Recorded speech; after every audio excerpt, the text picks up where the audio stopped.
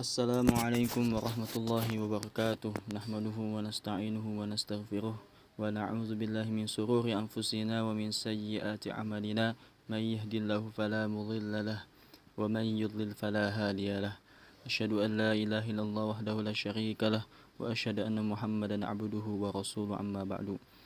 Alhamdulillah, pada kali ini saya akan menjelaskan sebuah tema, yaitu metodologi tafsir tematik, yang dimana ini tugas untuk memenuhi ujian tengah semester dengan dosen pengampu Dr. Ahmad Alim MA.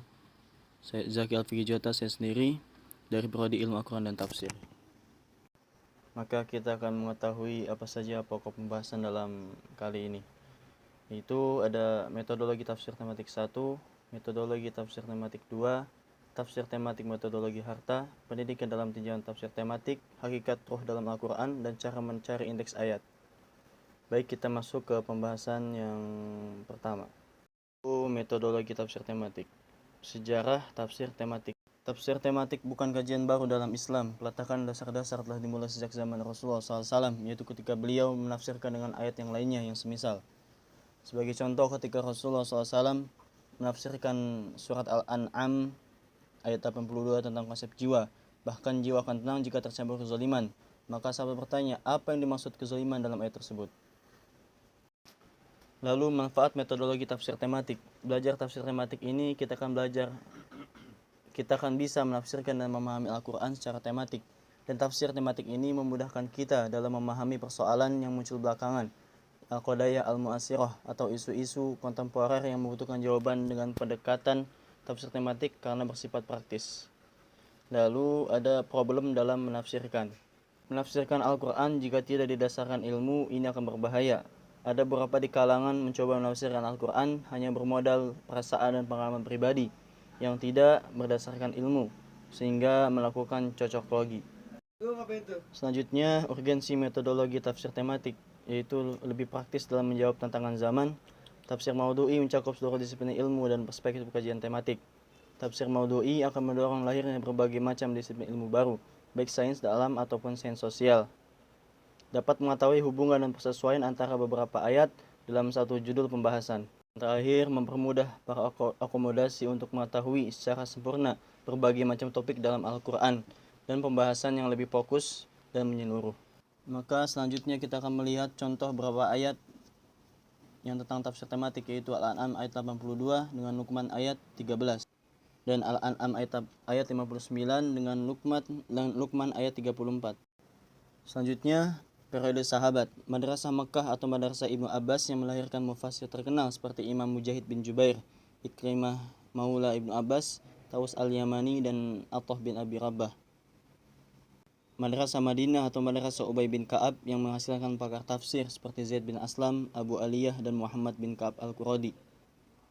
Lalu Madrasah Irak atau Madrasah Ibnu Mas'ud, salah satunya yang terkenal adalah Alqamah bin Qais. Maka setelah periode sahabat, adapun yaitu periode tabi'ut tabi'in. Tafsir pada masa ini dimulai dibukukan dan yang dipelopori oleh Ibnu Jarir at-Tabari dan mencantumkan sanad-sanad masing-masing penafsiran sampai ke Rasulullah SAW, sahabat, dan tabi'in. Generasi yang datang setelah Ibnu Jarir at-Tabari mulai mengembangkan spesialisasi tafsir menurut bidang keilmuan para mufasir. Pakar fikih menafsirkan Al-Quran dari segi hukum, Al-Qurtubi.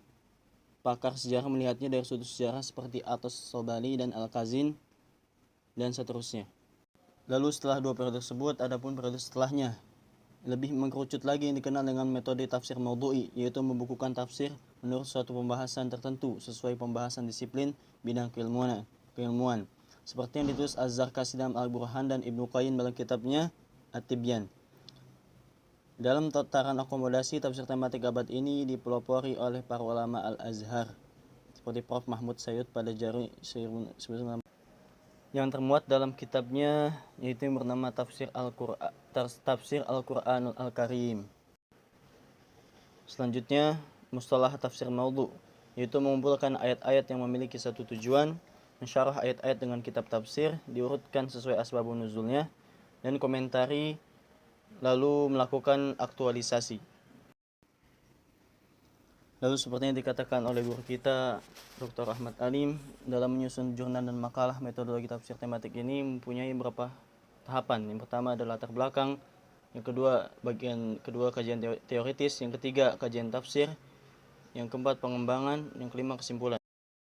Maka kita mulai ke pembahasan selanjutnya, yaitu tafsir tematik metodologi harta. Di sini terdapat kajian relevan terdahulu, yaitu seperti Abu Ubaid Al-Qasim kitab Al-Amwal, Abu Qutaibah kitab Al-Amwal, Abu Hafiz Al-Dawudi Al-Maliki kitab Al-Amwal, lalu ada Ahmad Ibn Yahya Ibn Jar Al-Baghdadi kitab An-Nuqud, Al-Makrizi Asy-Syafi'i kitab Syuzurul Uqud fi Zikr An-Nuqud, lalu Muhammad Ibn Hasan Asy-Syaibani kitab Al-Iktisab fi Al-Rizqi Al-Mustatab, dan yang terakhir adalah Ibnu Hazm kitab Al-Haq Al-Fakir. Masuk pembahasan dalam sistem ekonomi kapitalis Ra'sul Maliyah, kepemilikan harta adalah mutlak milik individu yang tanpa batas. Dari konsep ini lahirlah sistem bunga, monopoli, privatisasi, dan kebebasan dalam menumpuk harta. Sementara dalam ekonomi sosialis syu'iyah tidak dikenal dengan kepemilikan individu, yang ada hanya kepemilikan negara. Dalam sistem ekonomi Islam mengakui adanya kepemilikan individu, kepemilikan umum, serta kepemilikan negara. Selanjutnya, di dalam Al-Quran, kata al-mal dengan berbagai bentuknya disebut 87 kali, yang terdapat dalam 79 ayat dalam 38 surat. Maka kita akan melihat contoh ayatnya, yaitu dalam surat Saba ayat 37. Wa ma amwalukum wala auladukum billati tuqarribukum 'indana zulfa illa man amana wa 'amila shalihan fa ulaika lahum jazaa'u dha'fi bima 'amilu wa hum fil ghurfati aminu. Yang artinya, dan sekali-kali bukanlah harta dan bukan pula anak-anak kamu yang mendekatkan kamu kepada kami sedikit pun, tetapi orang-orang yang beriman dan mengerjakan amal-amal soleh, mereka itulah yang memperoleh balasan yang berlipat ganda disebabkan apa yang telah mereka kerjakan, dan mereka akan sentosa di tempat-tempat yang tinggi, yaitu di dalam surga. Lalu materi berikutnya, pendidikan dalam tinjauan tafsir tematik. Adapun problematika pendidikan, yang pertama adalah kemerosotan umat Islam berawal dari kemerosotan di bidang ilmu. Lalu yang kedua, disorientasi dalam mencari ilmu.